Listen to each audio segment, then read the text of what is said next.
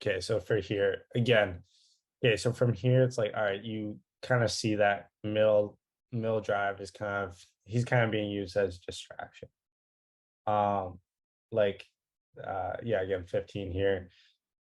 He's either gonna cut back here and try to shoot through the D man, or he's looking for that guy all the way back door for that pass.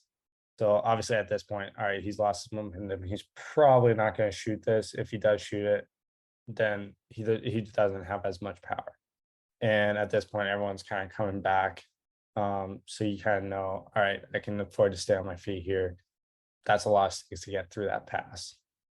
From here, and again, so like even looking back at that 2-on-1, comparing it where the depth, so you can see here that backdoor guy is a lot wider out. He's almost at that dot angle.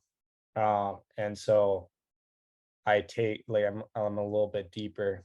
Like I'm comfortable here making that save if he shoots it. But if he does pass it across, then I know, all right, with this depth, I can give myself a chance to get over there. So this is what I was kind of talking about a little bit earlier about kind of the Bobrovsky step shuffle. I don't know what you want to call it.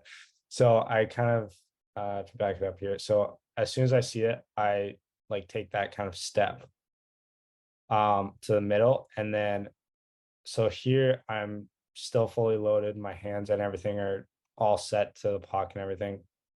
And then from here I take that next step. So right here, take that step to get all the way across. And then from here, all right, I see him. Okay, he's still stick handling. So I'm going to grab that little bit of extra ice. And then from here, I just know, all right, well, everyone's collapsed back. So everyone's kind of covered, or I'm assuming so. Obviously, this one's a little bit of a faster play. So I can't, if you ask me in that moment, if you freeze time and ask me where everything was, I probably wouldn't be able to describe it perfectly. But it's a good kind of a fair assumption that he's probably not going to pass that back all the way back to 15 again. So at this point, it's like, all right, well, he's the highest threat. And players are pretty smart these days.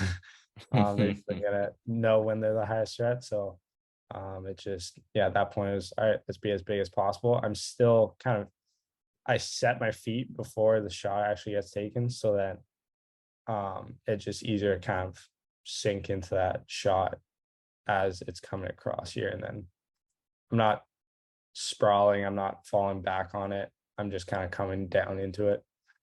I'm sure you have a feeling for when this 3-on-3 rush, essentially, right? Yeah. This guy stops up and he turns his back kind of to where he should, or his chest is now facing back up ice, right? Yeah. Kind of taking himself out of the play. As soon as he stopped, this guy didn't become an option, right? So he passed up. Okay, you know the guy who was covering this low guy is now starting to try to block this shot or get in the way of it. Yeah. Which leaves this guy somewhat open. But I think that's still in your peripheral vision. And he didn't take a step forward, right? Yeah. This guy's below the goal line. And you kind of, I'm sure it passed your field of vision, right? And you're like, okay, these two guys have just kind of kept going to the corner. Like, who cares? Yeah. They're not really a threat. They're taken care of. This guy is probably still responsible, right? And that's the thing. It's like knowing, like I have that ability of my skating to be able to kind of in situations like this. All right, I can take that extra 6 inches of depth. But again, that comes with knowing when to do that. And obviously that's something that isn't as simple to kind of explain when you really do that. But yeah, like I said, it's kind of like it's definitely a cognitive thing. Yeah, and in that moment, I felt like, all right, I can afford to take that extra depth here.